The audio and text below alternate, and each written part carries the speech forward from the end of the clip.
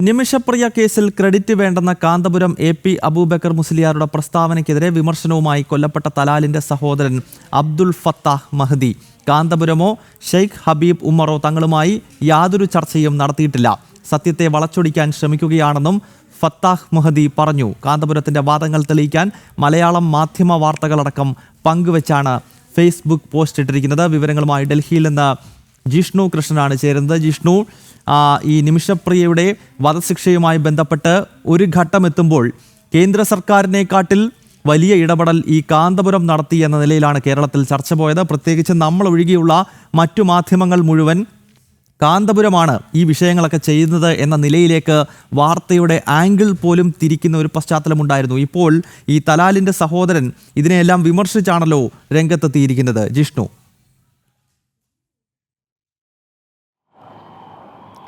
ഗൗതം, നിമിഷപ്രിയ കേസിൽ കാന്തപുരം അബൂബക്കർ മുസ്ലിയാരുമായി യാതൊരു തരത്തിലും മധ്യസ്ഥ ചർച്ചകൾ നടത്തിയിട്ടില്ല എന്നുള്ളതാണ് കേസിൽ കൊല്ലപ്പെട്ടിട്ടുള്ള യമൻ പൗരൻ തലാലിൻ്റെ സഹോദരൻ വ്യക്തമാക്കിയിട്ടുള്ളത്. അബ്ദുൽ ഫത്താഹ് മഹ്ദി സമൂഹ മാധ്യമങ്ങളിൽ കുറിച്ചിട്ടുള്ളത് വ്യാജ പ്രചാരണങ്ങൾ നടത്തരുത് എന്നുള്ളതാണ്. ഒപ്പം ആ കുറിപ്പിനോടൊപ്പം പങ്കുവച്ചിട്ടുള്ളത് ക്രെഡിറ്റ് വേണ്ട എന്ന കാന്തപുരം അബൂബക്കർ മുസ്ലിയാരുടെ പ്രതികരണം ഉൾപ്പെടുത്തിയിട്ടുള്ള മലയാളം മാധ്യമ വാർത്തകളുടെ സ്ക്രീൻഷോട്ടുകളാണ് ഈ പോസ്റ്റിനൊപ്പം കൊല്ലപ്പെട്ട യമൻ പൗരൻ്റെ സഹോദരൻ പങ്കുവച്ചിട്ടുള്ളത്. അതായത് നിമിഷപ്രിയ കേസിൽ ഏതെങ്കിലും തരത്തിൽ മോചന ശ്രമങ്ങൾ അതുമായി ബന്ധപ്പെട്ട് വലിയ രീതിയിൽ ഇടപെടൽ നടത്തി എന്ന അവകാശവാദം കാന്തപുരം ഉന്നയിച്ചിരുന്നു. അത് ഏറ്റെടുത്തുകൊണ്ട് നിമിഷപ്രിയയുടെ മോചനം കാന്തപുരത്തിൻ്റെ ഇടപെടലിലൂടെ സാധ്യമാകുമെന്ന വലിയ രീതിയിലുള്ള പ്രചാരണം മലയാള മാധ്യമങ്ങൾ നടത്തിയിരുന്നു. ഇതിനെതിരെ നേരത്തെയും കൊല്ലപ്പെട്ട യമൻ പൗരൻ തലാലിൻ്റെ സഹോദരൻ സമൂഹ മാധ്യമങ്ങളിലൂടെ പ്രതികരിച്ചിരുന്നു. നിങ്ങൾ വ്യാജ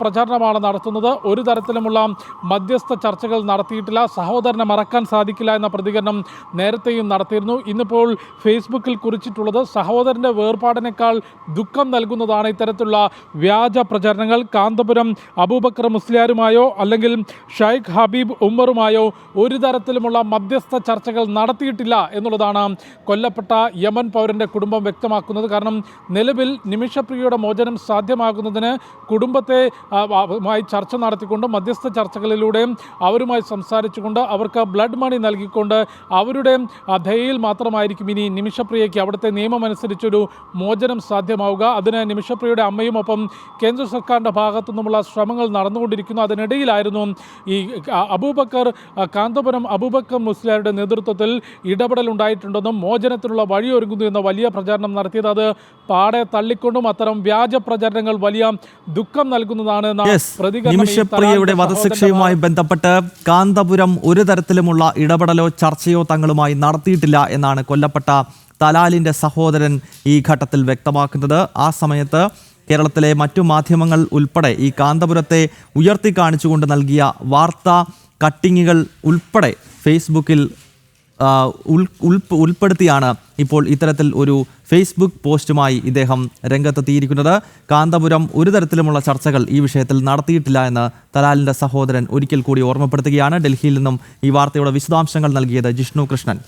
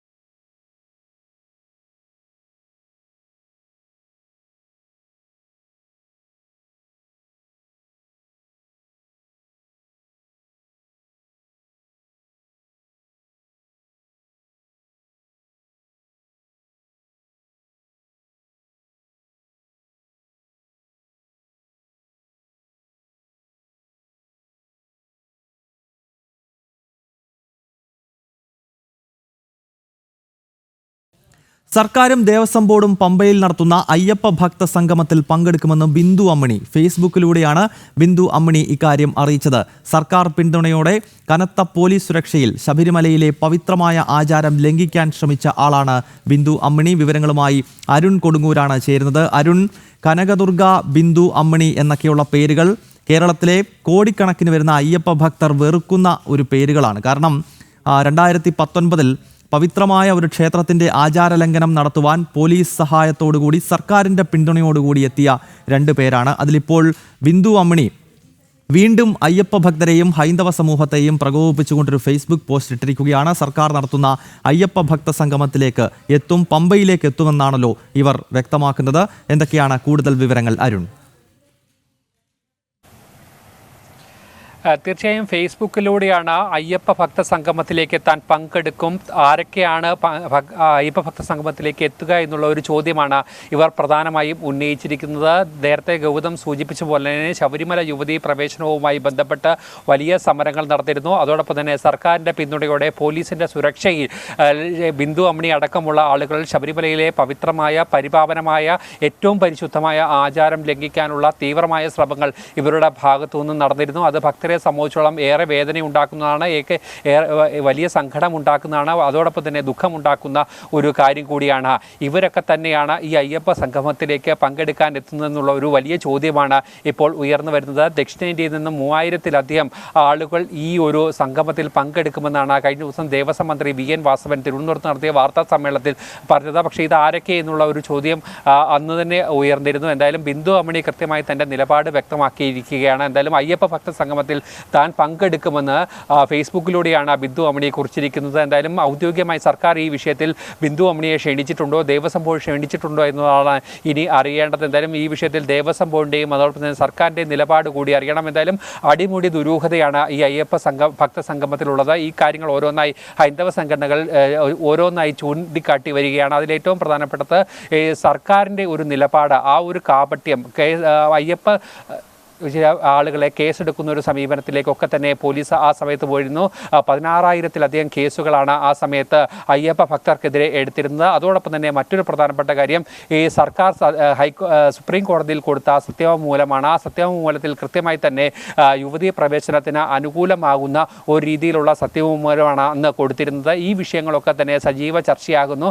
അതുകൊണ്ട് തന്നെ ഈ അയ്യപ്പ ഭക്ത സംഗമത്തിനു പിന്നിലുള്ള കാപട്യം, അതിന് പിന്നിലുള്ള ദുരൂഹത, ഈ കാര്യങ്ങളൊക്കെ തന്നെ ഹൈന്ദവ സംഘടനകൾ കൃത്യമായി ദേവസ്വം ബോർഡിനോടും സർക്കാരിനോടും ചോദിച്ചു വരുന്ന ഈ ഒരു സമയത്ത് തന്നെയാണ് ബിന്ദു അമ്മിണിയുടെ ഈ ഒരു പ്രഖ്യാപനം ഉണ്ടായിരിക്കുന്നത്, ഈ വെല്ലുവിളി ഉണ്ടായിരിക്കുന്നത്. എന്തായാലും അയ്യപ്പ ഭക്ത സംഗമത്തിൽ താൻ പങ്കെടുക്കുമെന്ന് ഫേസ്ബുക്കിലൂടെ ഉറച്ചു പറഞ്ഞിരിക്കുകയാണ് ബിന്ദു അമ്മിണി. ഗൗതം, അയ്യപ്പ ഭക്ത സംഗമത്തിനെതിരെ വലിയ പ്രതിഷേധം ഒരു ഭാഗത്ത് ശക്തമാകുന്നതിനിടയിലാണ് ഇപ്പോൾ ശബരിമലയിൽ മുൻപ് ആചാരലംഘനം നടത്തിയ ബിന്ദു അമ്മിണി പമ്പയിൽ നടക്കുന്ന ഈ അയ്യപ്പ ഭക്ത സംഗമത്തിൽ പങ്കെടുക്കും എന്ന് വെല്ലുവിളിച്ചിരിക്കുന്നത്. ഫേസ്ബുക്കിലൂടെയാണ് ഈ വെല്ലുവിളി ഇവർ നടത്തിയിരിക്കുന്നത്. അരുൺ കൊടുങ്ങൂരാണ് കൊച്ചിയിൽ നിന്നും ഈ വാർത്തയുടെ വിശദാംശങ്ങൾ നൽകിയത്. ഒരു ചെറിയ ഇടവേളയ്ക്ക് ശേഷം മടങ്ങിയെത്തും.